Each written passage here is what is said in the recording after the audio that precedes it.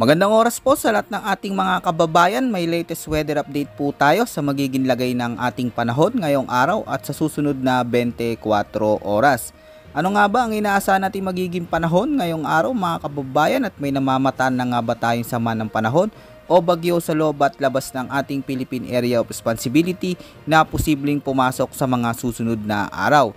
Sabay-sabay po nating alamin lahat yan mga kababayan, dito po sa ulat panahon ko ngayong araw na ito. Sa kasalukuyan mga kababayan ay nakakaranas ngayon ng maulang panahon na may mga katamtaman hanggang sa mga malalakas na pag-ulan sa ilang bahagi ng ating bansa. Dulot po yan ng patuloy na umiiral na Intertropical Convergence Zone, lalo na dito sa malaking bahagi ng Southern Mindanao.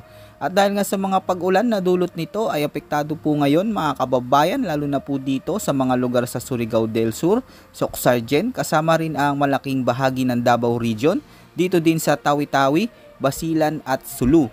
Kaya asahan po mga kababayan, ang mga nabanggit nating mga lugar ay makakaranas ng maulap na kalangitan na sinasamahan ng kalat-kalat na pag-ulan, pagkulog at pagkidlat. Posible po yan pagdating ng hapon at gabi. Dahil dito ay posible din ng banta ng biglaang pagbaha at pagguho ng lupa, lalo na kung magdudulot ito ng malalakas hanggang sa matitinding mga pag-ulan. Kaya sa lahat ng ating mga kababayan ay ugaliin po natin na magdala palagi ng payong at magpatuloy po tayo na mag-ingat. Samantala mga kababayan, easterlies naman ang malaking nakakaapekto. Dito po yan sa buong Metro Manila at sa natitira pang bahagi ng ating bansa. Kaya asahan po na magdudulot ito ng maulap hanggang sa madilim na kaulapan na may mga isolated rain showers at thunderstorms, lalo na pagsapit ng hapon o gabi. Hindi naman inaalis ang posibilidad ng mga biglaang pagbaha at pagguho ng lupa, lalo na kung may mga severe thunderstorms. Asahan din po natin mga kababayan ang paminsan-minsang maalinsangan o mainit na panahon, lalo na sa hapon, dulot pa rin ng pag-iral ng easterlies.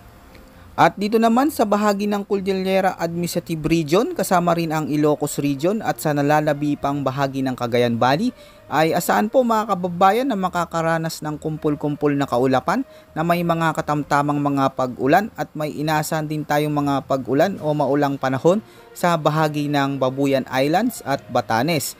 Ang mga pag-ulan naman na ito mga kababayan ay dulot naman ng umiiral na northeasterly wind flow. Samantala mga kababayan, sa kasalukuyan ay wala pa po tayong namomonitor na anumang sama ng panahon o bagyo na posibleng pumasok sa loob ng ating Philippine Area of Responsibility hanggang sa mga susunod na 4 na araw. Kaya sa lahat ng ating mga kababayan ay magandang balita po ito. Bukas naman mga kababayan, asahan pa rin na magpapatuloy pa ang maulang panahon sa ilang bahagi ng ating bansa na may mga katamtaman hanggang sa malalakas na mga pag-ulan, lalo na sa malaking bahagi ng Northern Luzon.